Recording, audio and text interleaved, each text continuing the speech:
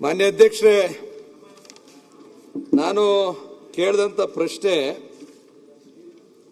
ನಮ್ಮ ಹುಣಸೂರು ವಿಧಾನಸಭಾ ಕ್ಷೇತ್ರಕ್ಕೆ ಎಷ್ಟು ಅನುದಾನ ಕೊಟ್ಟಿದ್ದಾರೆ ಅಂತಕ್ಕಂಥ ಪ್ರಶ್ನೆ ಕೇಳಿದ್ದೆ. ಜೊತೆಗೆ ಯಾವ ಮಾನದಂಡದ ಮೇಲೆ ನಮ್ಮ ಈ ಒಂದು ಸಮಾಜ ಕಲ್ಯಾಣ ಇಲಾಖೆ ವತಿಯಿಂದ ಅಭಿವೃದ್ಧಿಗೆ ಹಣಕಾಸಿನ ಒಂದು ಹಂಚಿಕೆಯನ್ನು ಯಾವ ಮಾನದಂಡದ ಮೇಲೆ ಕೊಟ್ಟಿದ್ರಿ, ಯಾವ ತಾಲೂಕಿಗೆ ಎಷ್ಟು ಕೊಟ್ಟಿದ್ರಿ ಅಂತಕ್ಕಂಥ ಮಾಹಿತಿಯನ್ನು ಕೇಳಿದೆ ಅಧ್ಯಕ್ಷರೇ.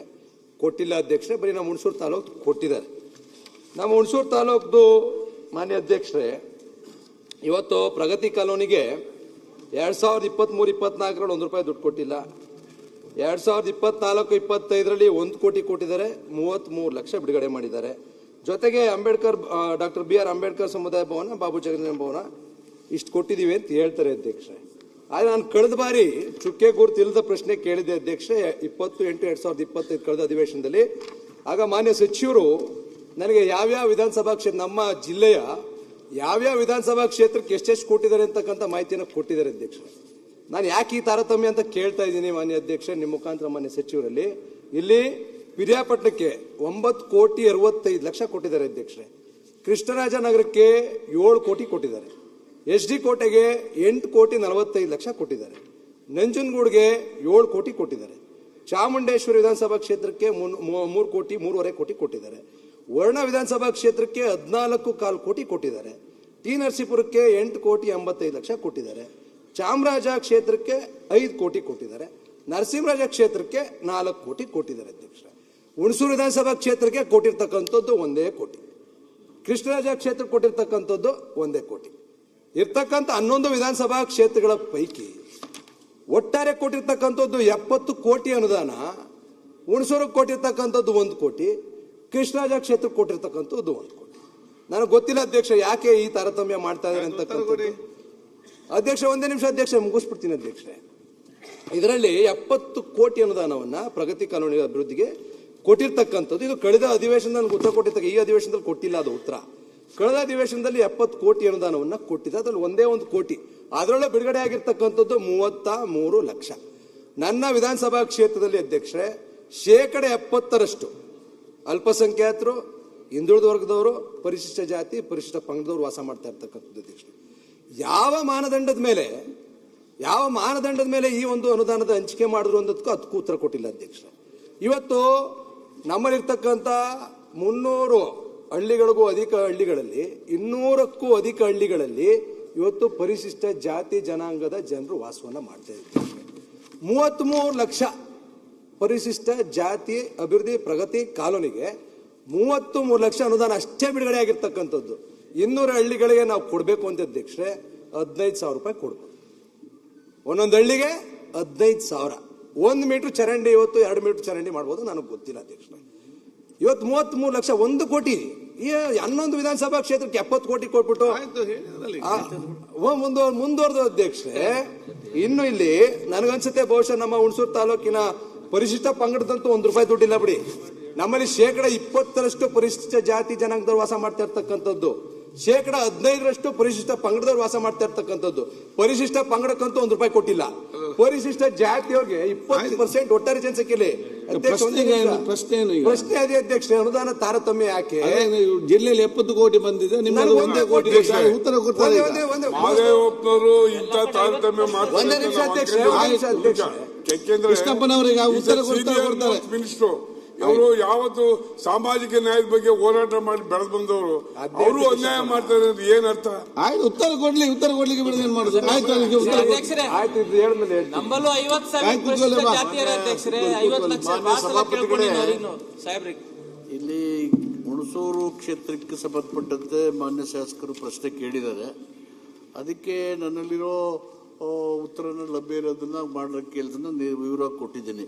ಪ್ರಗತಿ ಕಾಲೋನಿಗೆ 1 ಕೋಟಿ ಕೊಟ್ಟಿದ್ದೀವಿ, 33 ಲಕ್ಷನ ಬಿಡುಗಡೆ ಮಾಡಿದೆ, 20 ಲಕ್ಷ ಕಾಮಗಾರಿ ಕೈಗೊಂಡಿದ್ದಾರೆ.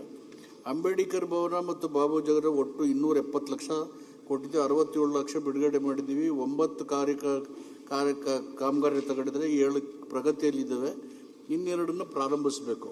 ಸೊ ಇಲ್ಲಿ ತಾರತಮ್ಯ ಪ್ರಶ್ನೆ ಬರೋದಿಲ್ಲ. ನಾನು ಹಿಂದೆ ಲೋಕೋಪಯೋಗಿ ಮಂತ್ರಿ ಆಗಿದ್ದಾಗ ಹುಣಸೂರು ತಾಲೂಕಿನ ಪ್ರತಿಯೊಂದು ಹಳ್ಳಿನೂ ಕಾಂಕ್ರೀಟೀಕರಣಗೊಳಿಸಿದ್ವಿ. ಅದು ಮಾನ್ಯ GT ದೇವೇಗೌಡರಿಗೂ ಗೊತ್ತಿದೆ, ಹರೀಶ್ ಗೌಡರು ಕೊಟ್ಟಿದ್ದಾರೆ. 100 ಕೋಟಿ ರೂಪಾಯಿನ ಆ ಕಾಲದಲ್ಲಿ ಮಂಜೂರು ಮಾಡಿಕೊಟ್ಟಿದ್ದೀವಿ. By and large all the SC/ST colonies are being concretised ಆ ಇನ್ಫ್ರಾಸ್ಟ್ರಕ್ಚರ್ನ. ಸೊ ಇದರ ಇನ್ನು ಉಳಿದಿರೋಂಥ ಅದರ ಹಣಕಾಸಿನ ಲಭ್ಯತೆಗೆ ಅನುಗುಣವಾಗಿ ಹಣಕಾಸನ್ನು ಕೊಡಲಿಕ್ಕೆ ಪ್ರಯತ್ನ ಮಾಡ್ತೀವಿ. ಮತ್ತು ಅವ್ರು ಕೆಲವು ಪ್ರಪೋಸಲ್ ಕೊಟ್ಟಿದ್ದಾರೆ, ನನ್ನ ಮುಂದೆ ಇದ್ದಾವೆ. ನನ್ನಲ್ಲಿರೋ ಹಣಕಾಸನ್ನು ಗಮನದಲ್ಲಿ ಇಟ್ಕೊಂಡು ಕೊಡ್ತೀವಿ. ತಾರತಮ್ಯ ಮಾಡಬೇಕಂತ ಉದ್ದೇಶನೂ ಇಲ್ಲ, ಮಾಡೋ ಪ್ರಯತ್ನನೂ ಮಾಡಲ್ಲ. ರಾಜೇಗೌಡ ಒಂದೇ ನಿಮಿಷ ಅಧ್ಯಕ್ಷರೇ, ಇದು ಹಿಂದಿನ ಸರ್ಕಾರದಲ್ಲಿ 100 ಕೋಟಿ ಕೊಟ್ಟಿರ್ಬೋದು ಅಧ್ಯಕ್ಷರೇ, ಕೊಟ್ಟಿರ್ಬೋದು. ಒಂದು ನಿಮಿಷ, ಹಿಂದಿನ ಸರ್ಕಾರದಲ್ಲಿ ಅಧ್ಯಕ್ಷರೇ ಕೊಟ್ಟಿರ್ಬೋದು. ಈಗ ಯಾಕೆ ಕೊಡ್ತಾರೆ? ಹಿಂದಿನ ಸರ್ಕಾರದಲ್ಲಿ ಹಂಗಾದ್ರೆ ನರಸೀಪುರ ಕೊಟ್ಟಿಲ್ವಾ? ಹಾಗಾದ್ರೆ ಓರ್ಣ ಕೊಟ್ಟಿಲ್ವಾ? ಮತ್ತೆ ಈ ಸರಿ ಅಧ್ಯಕ್ಷ ನಾನು ಕೇಳ್ತಾ ಇರ್ತಕ್ಕಂಥದ್ದು ಕಳೆದ ಸರ್ಕಾರದಲ್ಲಿ ಇಡೀ ರಾಜ್ಯದಲ್ಲಿ ನೋಡ್ಕೊಂಡಿರ್ಬೋದು ಅಧ್ಯಕ್ಷರೇ. ಎಲ್ಲ ಮಾನ್ಯ ಸದಸ್ಯರಿಗೆ ಗೊತ್ತಿದೆ. ಈಗ ನನ್ನ ಕಡೆ ಇರ್ತಕ್ಕಂಥ ಹಣಕಾಸಿನ ಲಭ್ಯತೆಗೆ ಅನುಗುಣವಾಗಿ ಕೊಡ್ಲಿಕ್ಕೆ ಪ್ರಯತ್ನ ಮಾಡ್ತೀನಿ.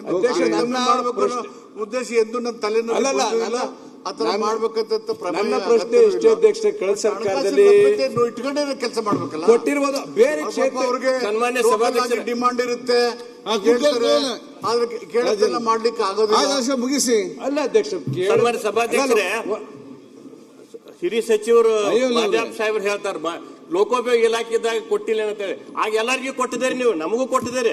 ಈಗ ಯಾಕೆ ತಾರತಮ್ಯ? ಸಮಾಜ ಕಲ್ಯಾಣ ಸಚಿವರಾದ ಮೂಲಕ ನೀವು ಹಿರಿಯ ಸಚಿವರು ಮೇಲೆ ನೀವು ನಮಗೂ ತಾರತಮ್ಯ ಮಾಡಾಕ್ತಾರೆ. ಯಾಕೆ ಮಾಡತ್ತೀರಿ? ಎಲ್ಲರಿಗೂ ತಾರತಮ್ಯ ಮಾಡತ್ತಾರೆ ಸರ್. ದಯಮಾಡಿ ಮಾಡಬೇಡ, ಕೈ ಮುಗಿತಾರೆ. ಲೋಕೋಪಯೋಗಿ ಸಚಿವರಾಗ ನೀವು ಸಾಕಷ್ಟು ಅನುದಾನ ಕೊಟ್ಟಿದ್ದೀರಿ. ಹೇಳ್ತೇನೆ ಅದನ್ನೇನು ಅಧ್ಯಕ್ಷ ಒಂದ್ ನಿಮಿಷ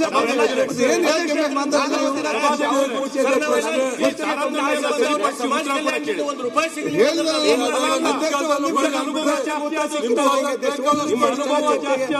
ತಾರತಮ್ಯ ಜಾಸ್ತಿ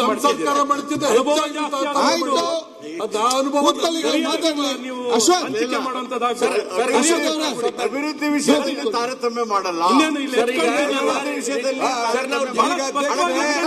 ಈಗ ಡಾಕ್ಟರ್ ಹಣಕಾಸಿನ ಬೇರೆ ಕ್ಷೇತ್ರಗಳಲ್ಲಿ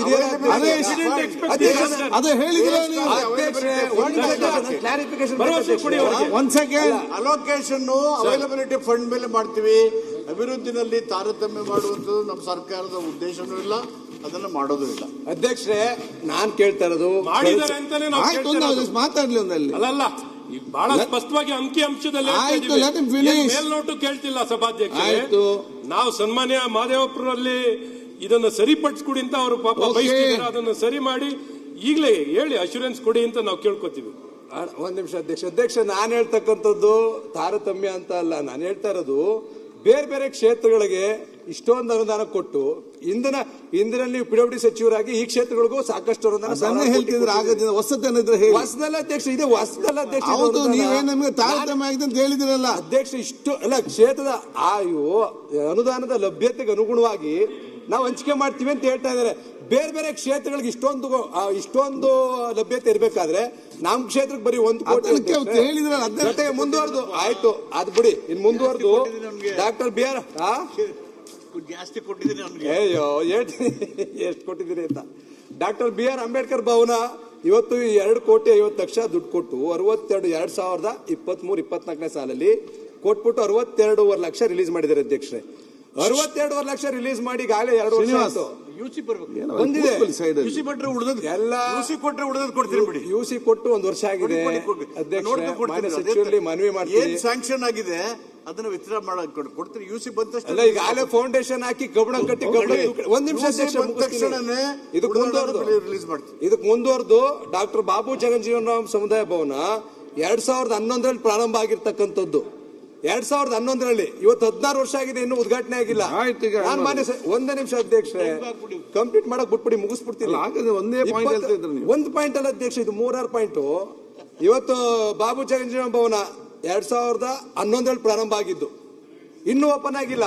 ಬಿಲ್ಡಿಂಗ್ ಓಪನ್ ಆಗಿಲ್ಲ, ಬಿದ್ದೋಗಿ ಬರ್ಬೇಕಷ್ಟೇ. ಏನ್ ಮಾಡ್ಬೇಕು ಹೇಳಿ? 20 ಲಕ್ಷ ಅನುದಾನ ಕೊಟ್ಟಿದ್ದಾರೆ. ನಾನು 40 ಲಕ್ಷ ಅನುದಾನ ಬೇಕಾಗಿತ್ತು. 20 ಲಕ್ಷ ಕೊಟ್ಟಿದ್ದಾರೆ, 5 ಲಕ್ಷ ರಿಲೀಸ್ ಮಾಡಿದ್ದಾರೆ ಹೋದ ವರ್ಷ. ಅದಕ್ಕೂ ಯುಸಿ ಕೊಟ್ಟಿದೀವಿ. ಅನುದಾನ ರಿಲೀಸ್ ಆಗಿಲ್ಲ ಅಧ್ಯಕ್ಷರೇ. Okay. ಇವತ್ತು 16 ವರ್ಷ ಈ ಅಂಬೇಡ್ಕರ್ ಭವನ ಒಂದೇ ನಿಮಿಷ ಮುಗಿಸ್ಬಿಡ್ತೀನಿ, ನಾವು ಉತ್ತರ ಕೊಡಿ. ಅಲ್ಲ, ಅನುದಾನ 62 ಲಕ್ಷ ಕೊಟ್ಟು ಇನ್ನೇನೋ ಬಿಲ್ಡಿಂಗ್ ಕಟ್ಟೋದು ಏನು ಉದ್ದೇಶ, ಅದೇನೋ ಸಾಧಕ ಬಾಧಕ ಆಗುತ್ತೋ ಗೊತ್ತಿಲ್ಲ ನನಗೆ. ಈ ಬಾಬು ಜಗಜೀವನ ಭವನ 16 ವರ್ಷದಿಂದ ಆಗಿಲ್ಲ ಅಧ್ಯಕ್ಷರೇ. ಇದಕ್ಕೆ ಸಂಪೂರ್ಣವಾಗಿ 40 ಲಕ್ಷ ಅನುದಾನ ಕೊಟ್ಟು ದಯಮಾಡಿ ರಿಲೀಸ್ ಮಾಡಿಕೊಟ್ರೆ 16 ವರ್ಷ ಆಗಿದೆ. 16 ವರ್ಷನಾದ್ರೂ ಆದ್ಮೇಲಾದ್ರೂ ನಾವು ಆ ಬಿಲ್ಡಿಂಗ್ ನ ಅವ್ರನ್ನೇ ಕರ್ಕೊಂಡು ಉದ್ಘಾಟನೆ ಮಾಡ್ತೀವಿ. ಈಗ ಅವರು ಅದು ಇನ್ಕಂಪ್ಲೀಟ್ ಆಗಿತ್ತು ಮಾನ್ಯ ಅಧ್ಯಕ್ಷರೇ. ಅವ್ರು ನನ್ನ ಗಮನಕ್ಕೆ 20 ಲಕ್ಷ ಕೊಟ್ಟಿದ್ದೀವಿ, ಇನ್ನು ಸಾಕಾಗಲ್ಲ ಅಂತೀರಿ. ಕಂಪ್ಲೀಟ್ ಆಗಕ್ಕೆ ಎಷ್ಟು ಬೇಕಿತ್ತು ಕೊಟ್ಟರೆ ಉದ್ಘಾಟನೆ. ಆಮೇಲೆ ಪ್ರಗತಿ ಕಾಲೋನಿಗೆ ಎಷ್ಟು ಕೊಡ್ತೀರಿ ಅಂತ ಹೇಳ್ಬಿಟ್ರೆ ಅದಾದ್ರೂ ಒಂದು ಅಶ್ಯೂರೆನ್ಸ್ ಕೊಡಿ. ಹಣಕಾಸಿನ ಲಭ್ಯತೆ ನೋಡ್ಕೊಂಡು ಆಯ್ತು, ನೋಡ್ಕೊಂಡ್ಮೇಲೆ ಮಾಡೋಣ. Karnataka TV leader awards 2025 best MP 2025 Jagadish Shettar Belagavi ಸಂಸದ, ಡಾಕ್ಟರ್ ಸಿಎನ್ ಮಂಜುನಾಥ್ ಬೆಂಗಳೂರು ಗ್ರಾಮಾಂತರ ಸಂಸದ, ಪ್ರಭಾ ಮಲ್ಲಿಕಾರ್ಜುನ್ ದಾವಣಗೆರೆ ಸಂಸದೆ, ಡಾಕ್ಟರ್ ಕೆ ಸುಧಾಕರ್ ಚಿಕ್ಕಬಳ್ಳಾಪುರ ಕ್ಷೇತ್ರ ಸಂಸದ, ಶ್ರೇಯಸ್ ಪಟೇಲ್ ಹಾಸನ ಕ್ಷೇತ್ರ ಸಂಸದ, ಮಲ್ಲೇಶ್ ಬಾಬು ಕೋಲಾರ ಕ್ಷೇತ್ರ ಸಂಸದ, ಸಾಗರ್ ಖಂಡ್ರೆ ಬೀದರ್ ಕ್ಷೇತ್ರ ಸಂಸದ, ಕ್ಯಾ ಬ್ರಿಜೇಶ್ ಚೌಟ ದಕ್ಷಿಣ ಕನ್ನಡ ಕ್ಷೇತ್ರ ಸಂಸದ, ತೇಜಸ್ವಿ ಸೂರ್ಯ ಬೆಂಗಳೂರು ದಕ್ಷಿಣ ಸಂಸದ, ಸುನಿಲ್ ಬೋಸ್ ಚಾಮರಾಜನಗರ ಕ್ಷೇತ್ರ ಸಂಸದ, ಪಿಸಿ ಮೋಹನ್ ಬೆಂಗಳೂರು ಕೇಂದ್ರ ಸಂಸದ, ಕುಮಾರ್ ನಾಯಕ್ ರಾಯಚೂರು ಕ್ಷೇತ್ರ ಸಂಸದ. ಕರ್ನಾಟಕ ಟಿವಿ ವಾಟ್ಸ್ಆಪ್ ಚಾನೆಲ್ ಮೂಲಕ ವೋಟ್ ಮಾಡಿ ಹಾಗೂ ಇವರಲ್ಲಿ ಬೆಸ್ಟ್ ಎಂಪಿ ಯಾರು ಕಮೆಂಟ್ ಮಾಡಿ. ನೀವು ಸಣ್ಣ ಆಗ್ಬೇಕಲ್ವಾ? ಅದು ಒಂದು ಉತ್ತಮ ಆಹಾರದಿಂದ ಸಣ್ಣ ಆಗ್ಬೇಕಲ್ವಾ? ಪ್ರತಿದಿನ ನಮ್ಮ ಜೀನಿ ಸ್ಲಿಮ್ ನ ಯೂಸ್ ಮಾಡಿ ಯಾವುದೇ ಸೈಡ್ ಎಫೆಕ್ಟ್ ಇಲ್ದಂಗೆ ನೀವು ಸಣ್ಣ ಆಗ್ತೀರಾ.